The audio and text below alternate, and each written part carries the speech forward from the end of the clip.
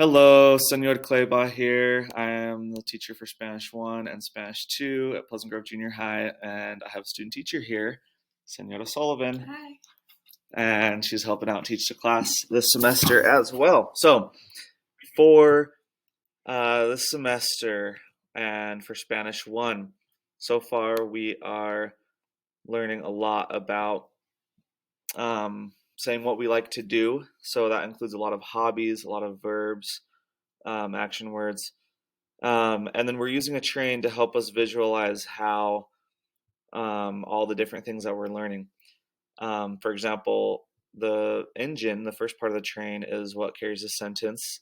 It is what do we like to do? So you could say, I like to swim, me gusta nadar. And then we're adding different carts onto our train. So we're adding with whom to our sentence, when, where, and why.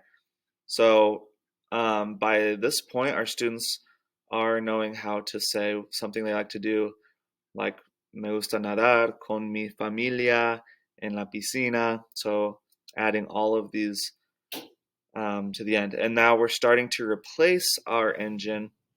And instead of saying I like to do something, we are starting to say I can do something, or I want to, or I need to, or I'm going to. So we're learning all those things a lot of vocab this unit. So um, we're doing a lot of vocabulary practice. If your students want to do more vocabulary practice at home, they know where to find the links to Quizlet. That's a good practice they could do at home. But then we're also doing verb conjugations this unit, where instead of saying I like to eat, they're saying I eat with my family at my house. And same thing with saying you dance or he or she walks and things like that. So it's a lot of vocabulary, like I said, but it's an amazing unit because it really starts to open things up for the students and what they can create and what they can do with the language.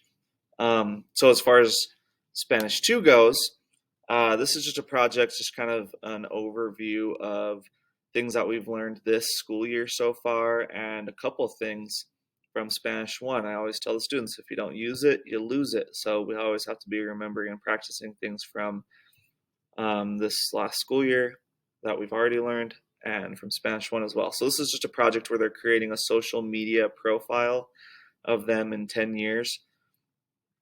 And this is kind of the template for it that describes what they're supposed to do in each area. So they'll work on this. They're by the time you watch this, they'll be working on this and have it turned in. So that'll go in the grade.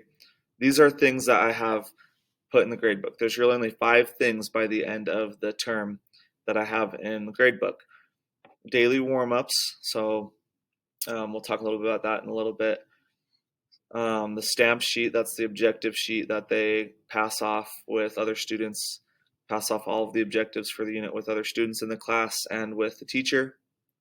And then we usually have one project per unit, kind of like this last one.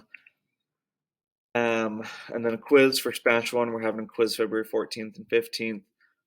And then a test. So usually that test is graded on proficiency, which means obviously, are they proficient in the language? Can they use the language to create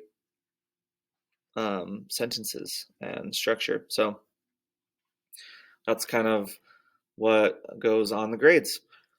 So talking specifically about daily warm-ups real fast is the last thing. They're done on Canvas, which means they can make it up very easily. So if a student, one of your children misses my class, they could do this from home. They could do the warm-up and whatever else we did on Canvas that day, they could do from home. Some days we do listening practice, you can see. Some days we do little infographics where they have to interpret. It's a little interpreting practice. But almost every day we have at least a warm-up. So they can go on and make it up if they want to go look at how. They can go to this to-do list on the right-hand side, and this will include everything that they have not done. So this is what the student view looks like for me, so it's going to show everything. But If you don't have anything to do, then it will say that's all for now. But if you do, that'll show you what you need to do, or you can just look through the module itself and see what you've missed, um, just based off of what you know. So that's something you can do to make it up. Let me know if you have any questions. You can email me, call me, whatever. Thank you. It's been awesome having each of your students in this class.